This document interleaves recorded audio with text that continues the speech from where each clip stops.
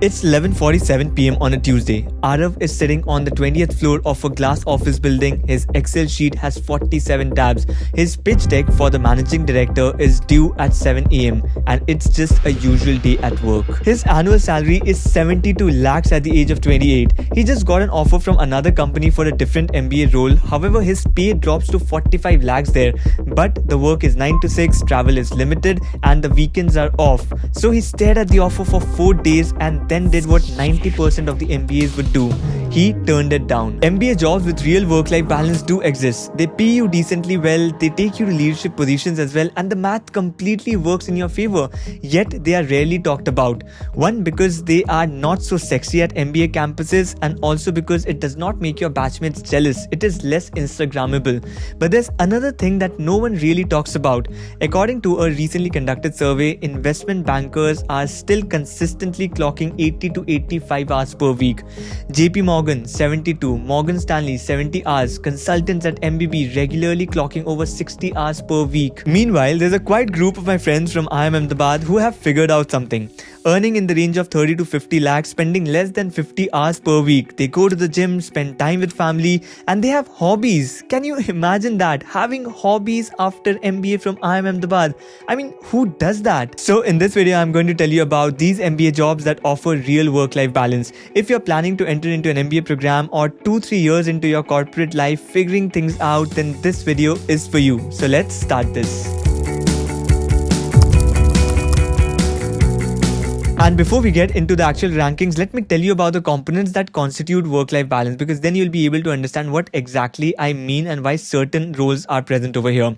So it's not only about the timings. Timing is just one aspect of it, but there are other factors as well that you need to consider, and let's list them down. Component 1 is definitely the timing aspect of it. I have considered those roles that will get you less than 55 hours a week, not more than that. After that, component 2 is the predictability, and that is so important. A 55-hour work week where you are very sure that these are the tasks that you need to do every day of the week is much better than a 50-hour work week where every day you are figuring out what needs to be done and every day you are on fire.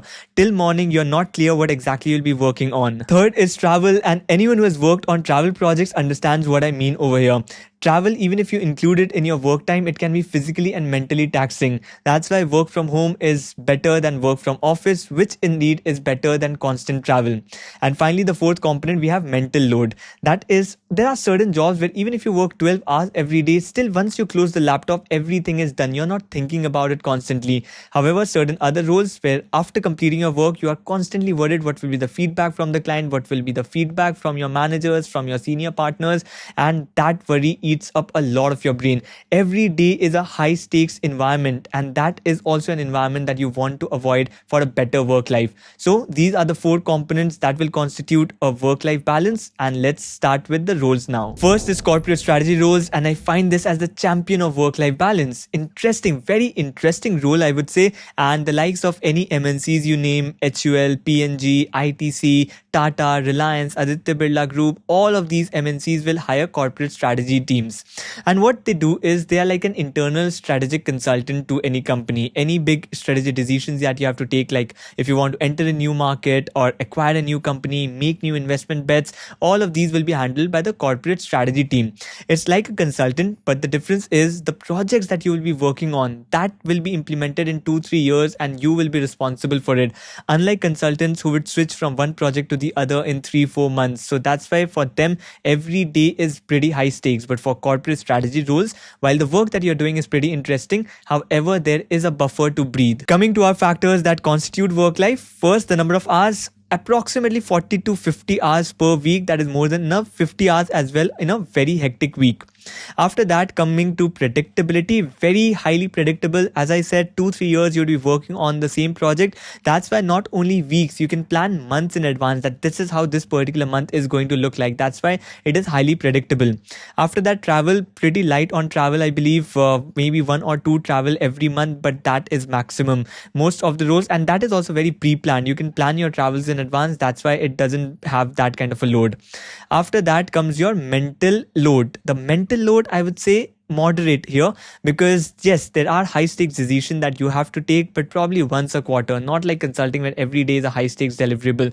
Once a quarter, there are certain decisions, there are certain presentations that you have to make in front of the leaders where you'll be very worried about the outcome, but that is once in a quarter mostly. So that's why moderate load. And salary, if you see, if you are starting from a top tier college, it will be around 25 lakh. If you are starting from a tier 2, tier 3 college, around 10 to 15 lakh.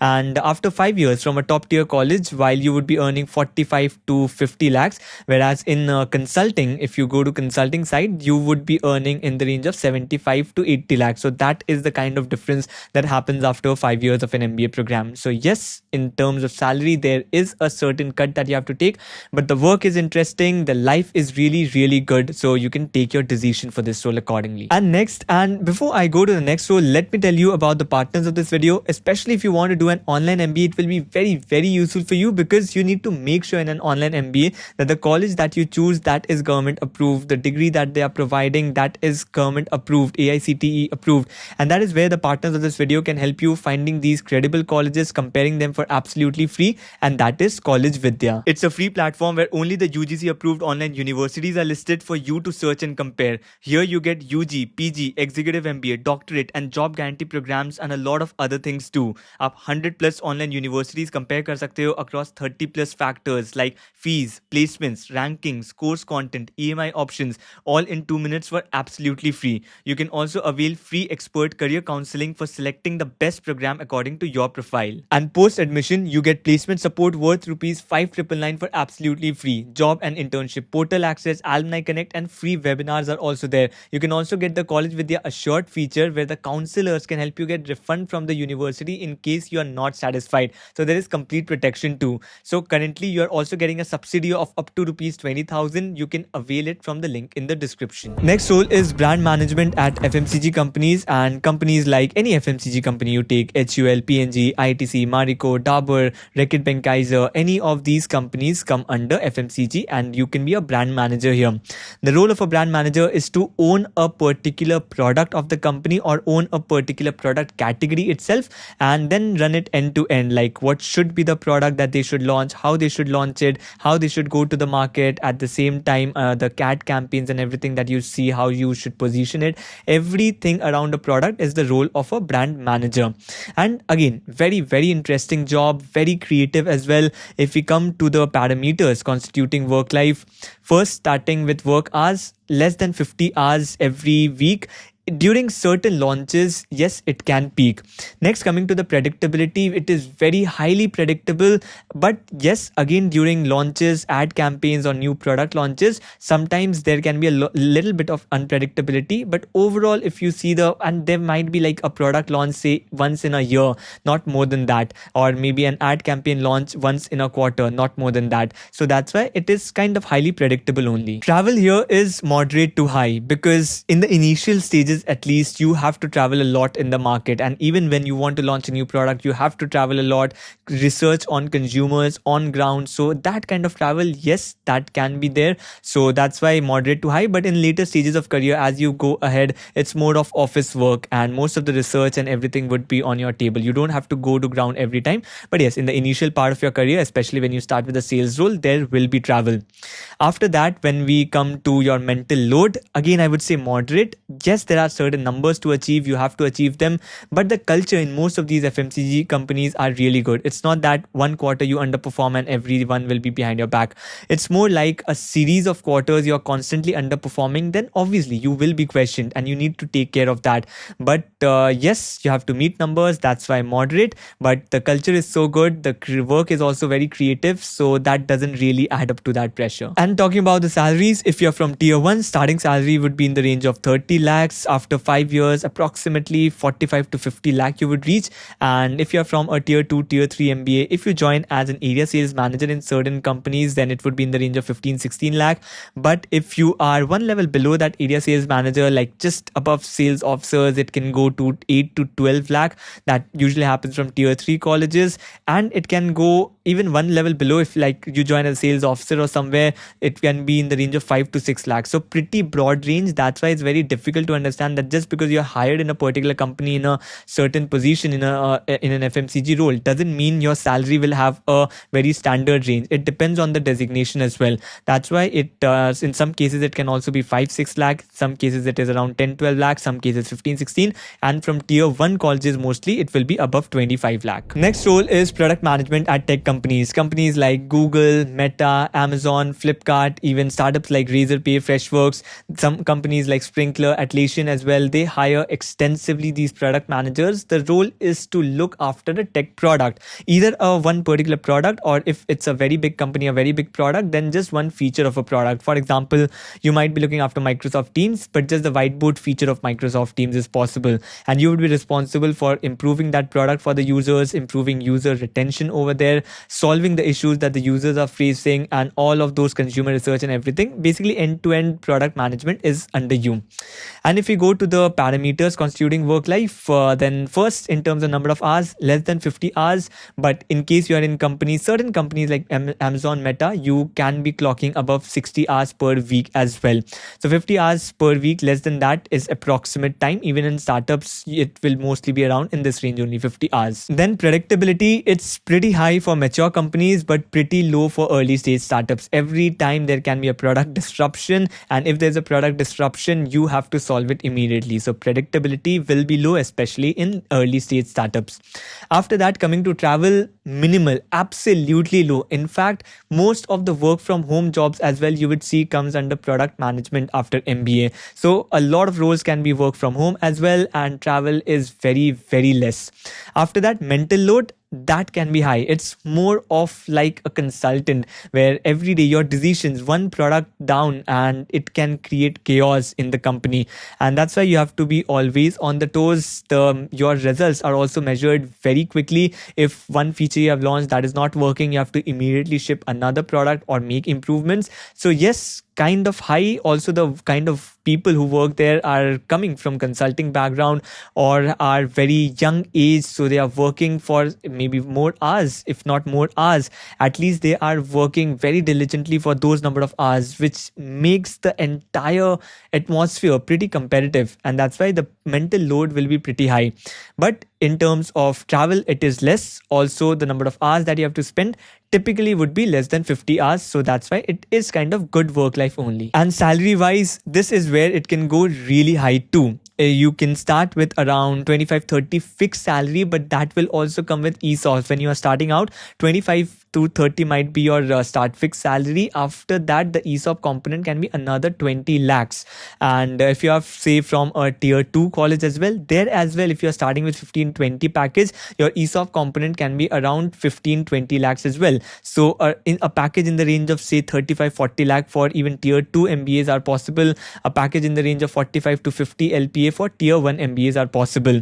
However, obviously, it includes a massive ESOP component over here. So if those ESOPs increase, your salary keeps increasing. If it does not do well, then probably it does not give you that kind of return. But you can earn a lot here. Probably one of the fields where you can compete with, say, consulting background people with better work-life balance. But yes, if you compare it to, say, a brand manager role or a corporate strategy role, your work life will not be as good as them for sure. Next is HR. I think everyone knows what human resources department do. They can be responsible for many things, maybe recruitment, compensation. They can be responsible for employee benefits, employee culture, everything within a company, looking after the employees, looking after the recruitment, talent acquisition, everything.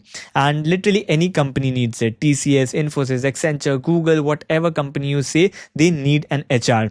And coming to our parameters, in terms of number of hours, less than 40 hours of work, or we would say 40 hours to 40 to 45 hours as well in some of the companies. After that, predictability, pretty high. In fact, you need to plan things in advance. You need to plan things a month in advance. If you want to go into recruitment, you have to plan it much before. It cannot happen on the last day. Yes, on the recruitment day, there can be a few things here or there, but you need to plan everything in advance. So predictability is very high. After that, travel, I would say low to moderate, because in some of the roles, if you are in compensation role or you are an HR business partner, it will be pretty low, almost no travel. You have to just come to office. But supposedly, if you are into recruitment, then yes, during the recruitment season and everything, you might have to travel to campuses. But that also, obviously, you can plan the recruitment drive much in advance, and you can can plan your travels, but moderate for them as well.